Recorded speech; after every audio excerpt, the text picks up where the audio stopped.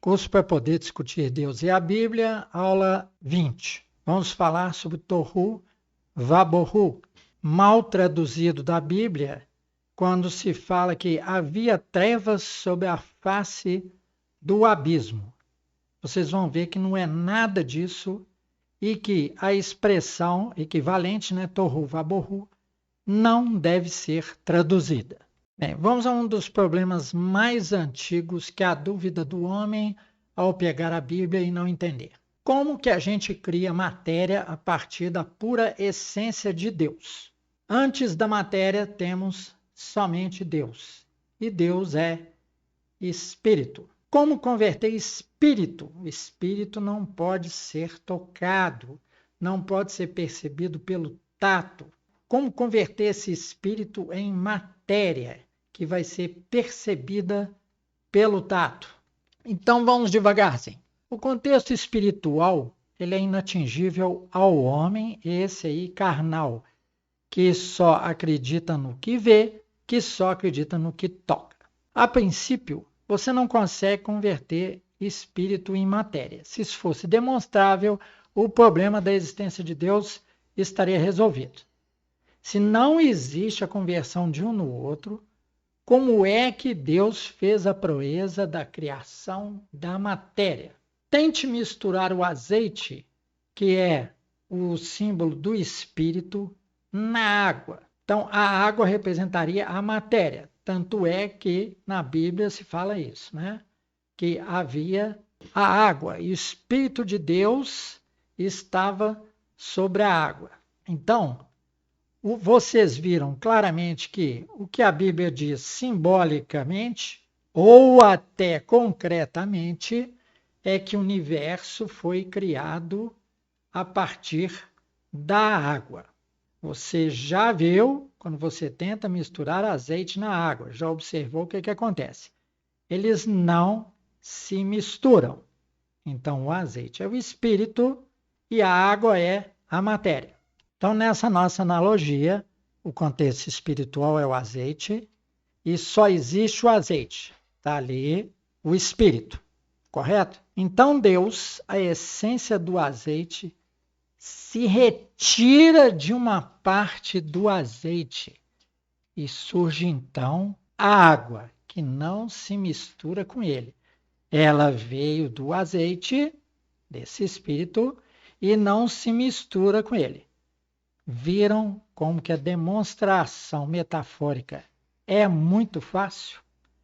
Mas vamos ver como é que foi o mecanismo mesmo, sem metáforas. Vocês vão achar, assim, muita arrogância eu pretender mostrar como foi o mecanismo, mas eu vou mostrar para vocês. Então, como é um consenso entre os estudiosos, os rabinos, Deus, puro espírito, se retirou de um lugar do todo que ele ocupava. Se ele ia fazer a matéria, ele não poderia ocupar o mesmo lugar da matéria, porque ele é espírito. Ele ocupava tudo.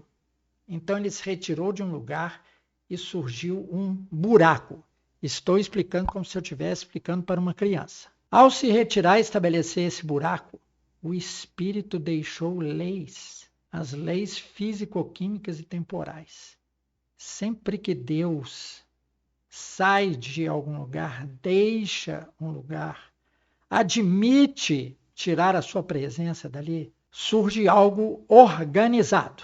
E, como o espírito brilha, este buraco estabelecido ficou, é claro, sem a luz do espírito. Você não pode tirar a luz, que é o espírito, de um lugar, e o lugar permanecer iluminado. Por isso que esse buraco foi indevidamente chamado de abismo. Não usem essa palavra mais. Ele se retirou de um lugar e ali surgiu um vaso. E eu uso o termo vaso, os rabinos usam o termo vaso, porque existe uma evidência disso no corpo da mulher que origina a vida.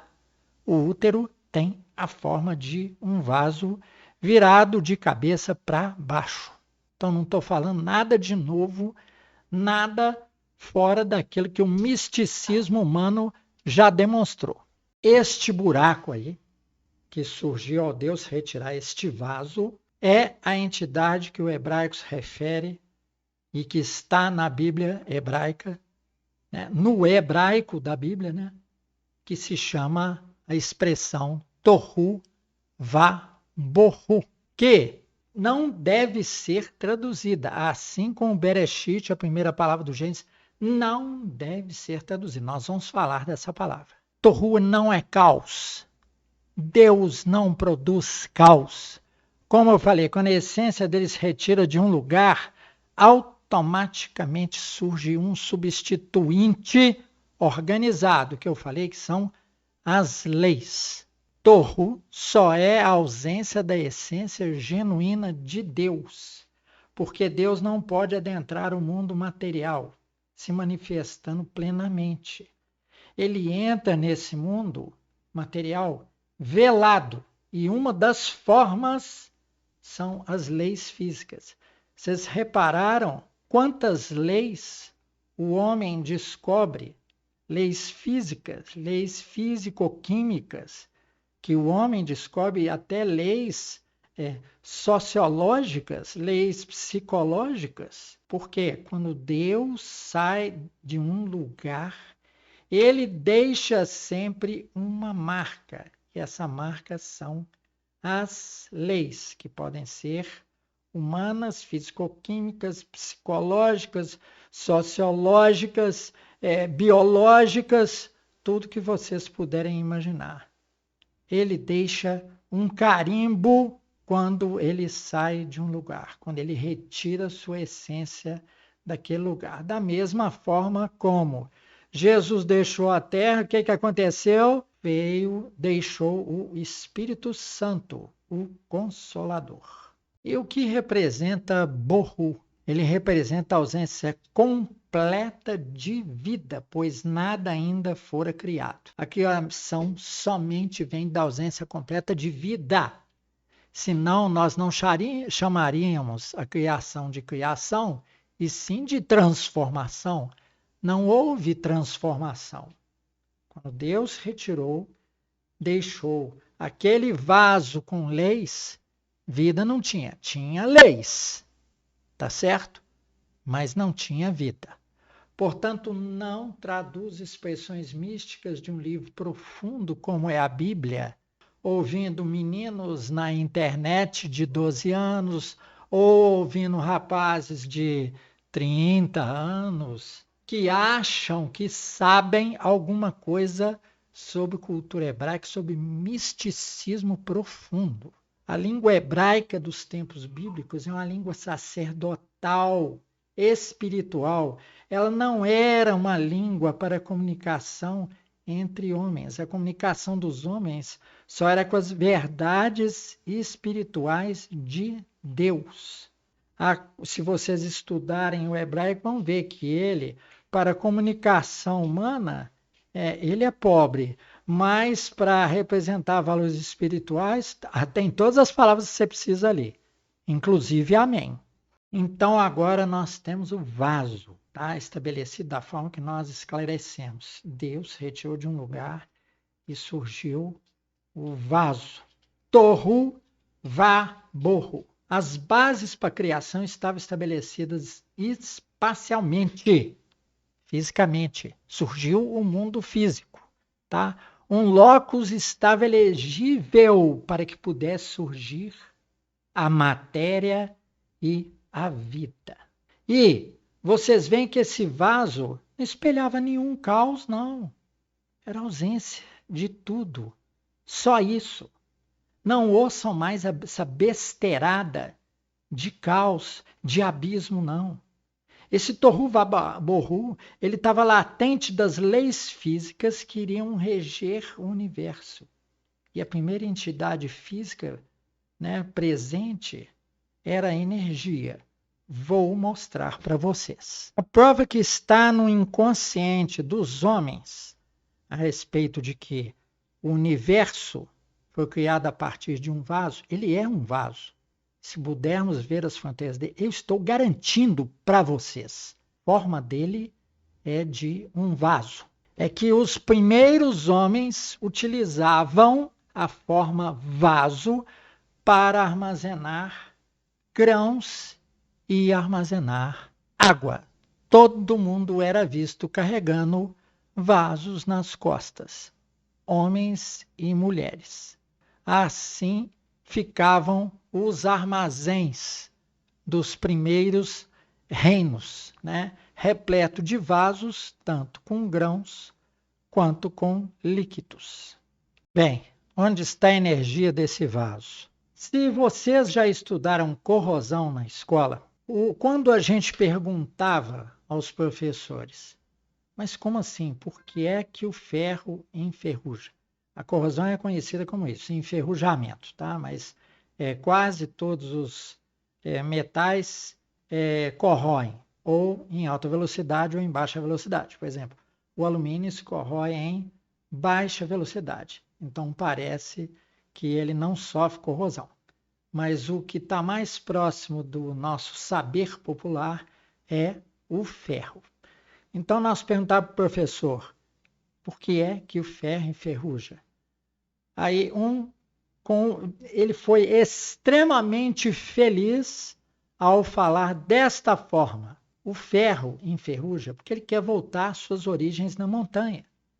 Ele lembra que ele era óxido. Na siderurgia, você tira o oxigênio do ferro para quê? Para produzir ou o ferro fundido ou o aço. Então, o ferro ele foi forçado, né? O óxido de ferro foi forçado a ser um ferro puro. Mas ele fala assim, eu era óxido, eu quero voltar a ser óxido.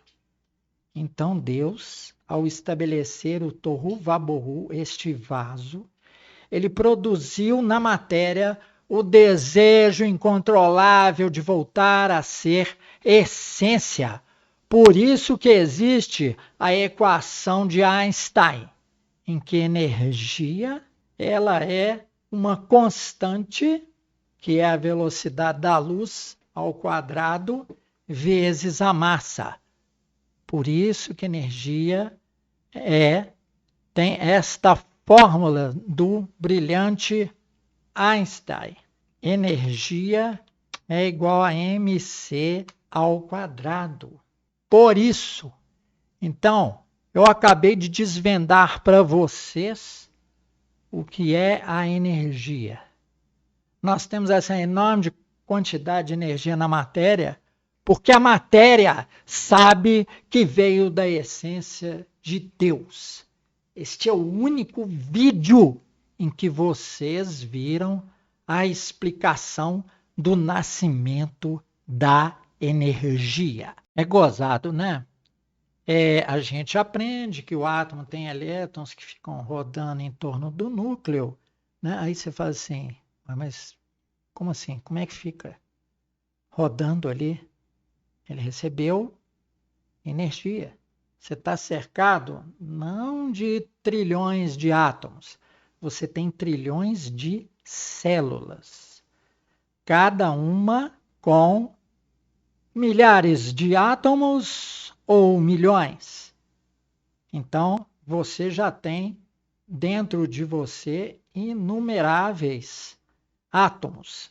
Elétrons, então, e prótons, seria assim, não tem nem como você medir. Agora imagina o universo. Ele contém toda essa energia, tudo é em movimento. Por causa disso, ele veio de uma essência. E essa essência é vida. Provoca vida, provoca movimento. E a presença de movimento, ela vem automaticamente de um fornecimento de energia. Eu me pergunto, como é que podem existir cientistas ateus? Bom, essa aula já está de bom tamanho, muito obrigado por sua paciência e atenção. Esta aula revelou a vocês segredos profundos de Deus e da matéria. Espero que vocês saibam aproveitar.